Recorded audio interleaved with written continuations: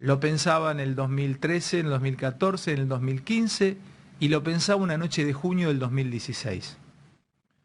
Llega a Animales Sueltos y mi primer encuentro con él lo toreo. Yo no sabía lo que era libertario. No tenía el significante en la cabeza, nadie lo tenía. Feynman me miraba, no sabíamos lo que era un libertario. Sabíamos lo que era, no sé, un conservador, un radical, pero un libertario para nosotros era un marciano, no sabíamos lo que era. Y Javier esa noche, 2016, decía lo que siguió diciendo y lo que esta noche va a tomarse el tiempo de explicar. Lo muestro 2 minutitos porque sirve para presentarlo en esta charla de amigos, relajada, que no es charla de laburo. Mírenlo y lo recibo a Javier. Entonces, yo les voy a contar lo que pasa cuando empezamos a hablar de esto. Yo durante muchos años entrevisté en los últimos tiempos a los que manejaban la economía en Argentina. Entonces, una noche vino Kicillof y me regaló, y vean la reacción de Milei, hacerle un primer plano a Milei, cuando yo muestre a la cámara 2, Kicillof vino y después me regaló este libro. Este libro me regaló, acá está, me lo puedo enfocar. Teoría General de la Ocupación, el interés y el dinero de Keynes. Entonces, miren ese rostro. ¿Hacía falta que lo mezclaras con mis libros? ¿A Keynes? A esa basura de libro. Esto es un libro tradicional de las... Ese libro yo lo llamo la basura general. ¿Por qué? Ese libro, digamos, primero, si vos vas al prefacio de la edición en alemán, que lo tenés en esa versión... ¿Lo leíste, lo estudiaste este libro? Yo lo estudié 5 veces, ese libro. 5 veces. La gran mayoría de los economistas argentinos no lo leyeron una vez. Yo lo leí 5 veces. Es un panfleto dedicado a la corporación política. Keynes era parte de la corporación política. Keynes escribió un libro a beneplácito de políticos mesiánicos y corruptos. Pues mira, te lo voy a dar con un ejemplo, digamos, de las cosas farabulosas que tiene ese libro, al margen de que ahí le canta una oda a Hitler, ¿sí? Porque le canta una oda a Hitler, ¿sí? Pero al margen de ese detalle, te lo voy a poner en un ejemplo fácil. Suponete que un político tiene que arreglar un tema económico y llama a 2 economistas. Entonces viene un economista libertario y viene un keynesiano. ¿Libertario qué le llama? Un monetarista, ponele. Sí, más liberal que un monetarista vendría a ser. Dale. Entonces, en ese contexto, le dice, bueno, les pide el diagnóstico, los 2 le dan un diagnóstico y todo. Ahora, cuando llega el momento de la solución, bueno, le dice, bueno, a ver, keynesiano, dígame qué me diría usted. Mire, usted es la continuidad del brazo de Dios. Usted tiene en sus manos con el gasto público el milagro de la multiplicación de los panes. Es más, malditos los productores de pizarrones que los hacen tan chicos que no nos permite reflejar el milagro que hace el keynesianismo con el gasto público. Eso le diría el keynesiano al político. Al político. ¿Qué le dice el libertario? El problema sos vos, tómatela. O sea, más gráfico que esto, imposible. Bienvenido y vamos a divertirnos. Último día del año. ¿Cómo anda, Javi? ¿Qué haces? Sale un gusto enorme. Igualmente. ¿Viste esto, loco? Es increíble porque... Bueno, era lo que pensaba en ese momento y sigo pensando lo mismo ahora y obro en consecuencia, ¿no? Porque si vos te fijás, nosotros hemos hecho el ajuste fiscal más grande de la historia de la humanidad. Nosotros en el primer mes de gobierno hicimos un ajuste en el Tesoro. En realidad de origen fueron 7 puntos del PBI. Después recompusimos en lo que son jubilaciones y después dimos contención social. Pero quedaron 5 puntos. Y después a los 6 meses terminamos de cerrar el déficit del Banco Central, que eran 10 puntos más. O sea que el ajuste que nosotros hicimos fue un ajuste de 15 puntos del PBI. Si vos tomás en términos reales del tamaño del gasto público del Tesoro Nacional, nosotros corrimos el Estado, lo bajamos 30%. Es decir, con lo cual lo que hice es absolutamente consistente con eso, que es el problema es el Estado. El Estado no es la solución, el Estado es el problema. Y en ese contexto, no solo eso, sino que nosotros hicimos reformas estructurales pro mercado. En esas reformas estructurales pro mercado ganamos 70 puestos en términos de libertad económica. ¿En el ranking del mundo de países? Sí. No solo eso, sino que además hemos eliminado impuestos. Hoy, digamos, se terminó de sacar el impuesto país. Pero lo que digo, perdón, ¿no? Porque estaba viendo eso y lo buscaba hoy y trabajé. Digo, no solamente sería que llegó un presidente y escuchó a un economista libertario. El economista libertario, especialista en crecimiento con o sin dinero, se hizo presidente. O sea, es muy fuerte que eso se esté probando y que, bueno, por eso es lo que quiero que hoy te tomes todo el tiempo para explicarle Los fundamentos de por qué dije lo que dije. No, pero además, y cierro con esto y quiero empezar a escucharte. A ver, Javier, el discurso es un botín de guerra. Y es peligroso que un discurso no tradicional pregne. Fue demasiado tarde pararte a vos. Cuando quisieron frenar ese discurso que ya venía, mi duda es si el discurso que vos interpretás es que viene de abajo y vos lo interpretaste, o es que es un discurso que vino de arriba y la gente lo compró. Pero bueno, de todas maneras está ese discurso le llamo que la gente acepta 50 y pico % de imagen positiva o más, quiere decir que con todo este ajuste el discurso pregnó. Hubo un momento antes de las PASO que te quisieron apagar, no tenés ningún lugar a donde ir, ya era demasiado tarde, ya estabas en velocidad, ganaste. Ese discurso y cierro corta una especie de comodidad a la corporación periodística, la corporación industrial, la corporación judicial, la corporación política, todo. O sea, se lleva puesto todo ese discurso, todo, arrasa con todo. Entonces, quiero hablar un poco justamente de qué pasó para que haya perdido en estos últimos meses el otro discurso, que era el keynesiano que venía ganando. Te pregunto, ¿en el mundo venía ganando el discurso keynesiano? ¿Y qué es lo de keynesiano? Empezamos por el principio. ¿Qué es Keynes? Bueno, ahí en ese video creo que logré hacer una buena síntesis. Básicamente, la teoría general de la ocupación, el interés y el dinero, a partir de ahora le voy a decir teoría general, es la obra más conocida de Keynes. Ojo que las obras completas de Keynes son 30 tomos. O sea, la teoría general es solamente una de las partes de la obra de Keynes. Probablemente sea, desde el punto de vista académico, lo peor que escribió, una de las peores cosas que escribió. Te hago una pregunta, ¿por qué le llama general? ¿Tanta soberbia para llamar lo que es general? Porque hay que llamar algo, mi teoría abarca el todo. Bueno, porque él creía que tenía una teoría general donde el marco analítico que se estudiaba, Dios, previo a la teoría general, era un subcaso de lo que él contemplaba. Eso es falso. Yo, digamos, ahora digo, porque para entender la teoría general tenés que entender lo que se discutía antes. ¿Qué se discutía antes, Javi? Antes, digamos, vos lo que tenías eran lo que se llamaban los modelos en la tradición Bixel. ¿Me puedes contextualizar en qué años? Ubicame en época.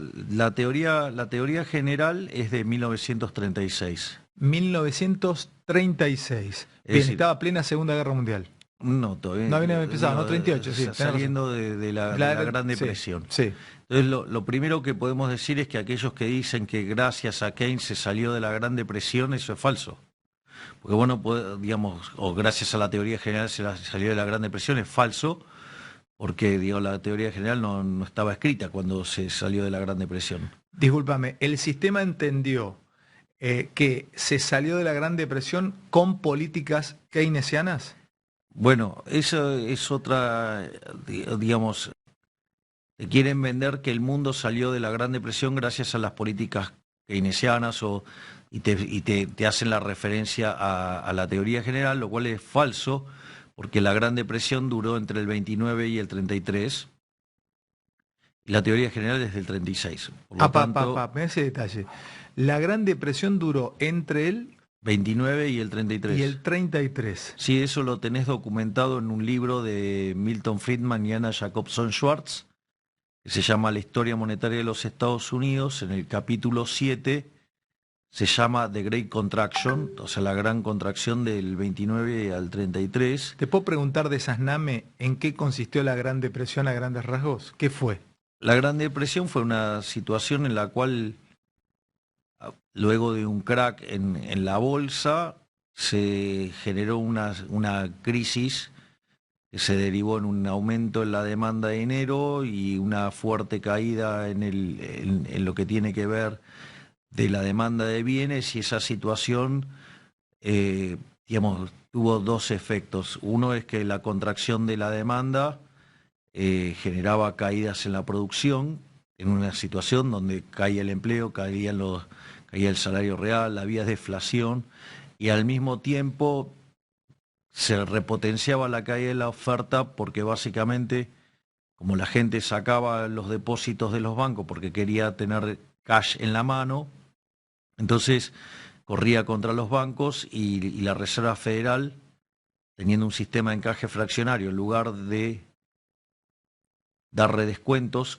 que es lo que en el fondo, digamos, la crítica que hace Friedman y Schwartz a George Harrison, que era el presidente de la Reserva Federal en ese momento, lo que hizo fue agravar la situación. Entonces te corta el crédito corto, te deja sin financiamiento de working capital de las empresas y entonces te produce una quiebra masiva. Pero para entender, Se te cayó a pedazos digamos, la producción, el pero empleo. Cuando se habla de depresión, ¿es que estaba el mundo en depresión o Estados Unidos? ¿O Estados Unidos arrastró En el realidad arranca con Estados Unidos y después eso, digamos, se derrama por todo el planeta. Perfecto, entonces estamos ahí entre el 29 y el 33. Vamos a poner año 31, plena depresión, estaban tratando de solucionar ese descalabro económico y hasta ese momento, pues está bueno que mirá cómo lo contás, está dando una especie de clase, hasta ese momento, y cómo aparece Keynes ahí, hasta ese momento, ¿qué se utilizaba a nivel teoría económica? ¿Eran ortodoxas las teorías que se aplicaban hasta ese momento? Bueno, cuidado con la definición de ortodoxia. A ver, ¿no? dale.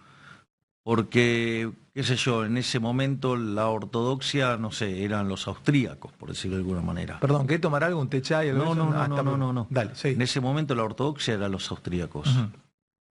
Porque, digo, la ortodoxia tiene que ver con la escuela dominante. Si vos después te paras a partir de la década del 40, la ortodoxia era el keynesianismo y la heterodoxia era oponerse. Entonces, Es discutible eso, Javier, ¿eh? Bueno, porque digo, lo ortodoxo es lo clásico, ¿viste? bueno, pero es y que lo Keynes no fue nunca un clásico. no, sí, bueno, depende cómo vos lo pongas. O sea, yo digo, no sé, yo no usaría, no es el término más feliz, porque Dale. ortodoxia es lo que, si vos querés, es la mainstream. Sí. Entonces la mainstream en la década del 40 en adelante se vuelve keynesiana. Anda, eso, partímelo ahí, está bueno ese título. La mainstream, a partir de la década del 40, se vuelve keynesiana. Y ahora volvemos hacia atrás, no me voy todavía para adelante. ¿Podríamos también decir que conquista los claustros universitarios lo keynesiano? Claro, exacto, ese es el punto, porque dentro del debate previo a la teoría general, o sea, del enfoque de Wicksell salen tres escuelas, si vos querés, del enfoque wickseliano salen tres escuelas, que está la escuela sueca. ¿Quién fue Wicksell? Wicksell era un economista sueco que desarrolla un marco de análisis macroeconómico de características intertemporales que quedan conceptualizados en lo que se llaman los esquemas ahorro-inversión. Esto es muy importante, donde vos en general cuando te encontrás frente a esta familia de trabajos, el mercado de bienes se determina la tasa de interés real. Y el mercado de bienes está caracterizado por la interacción entre el ahorro y la inversión. O sea, el ahorro es una función creciente de la tasa de interés y la inversión es una función decreciente de la tasa de interés. Es decir, que cuando la tasa de interés en términos reales sube, el ahorro aumenta. En realidad, lo que hay que comprender, el modelo es un modelo de características intertemporales, y ese ahorro que vos estás manifestando es en rigor el consumo futuro. El ahorro es el consumo futuro. Ahorro es consumo futuro. Claro, entonces suponete que yo lo voy a hacer simple. Vos tenés el consumo de hoy y el consumo de mañana. ¿Sí? Vos tenés el consumo de hoy y el consumo de mañana. Ahora, ¿qué pasa?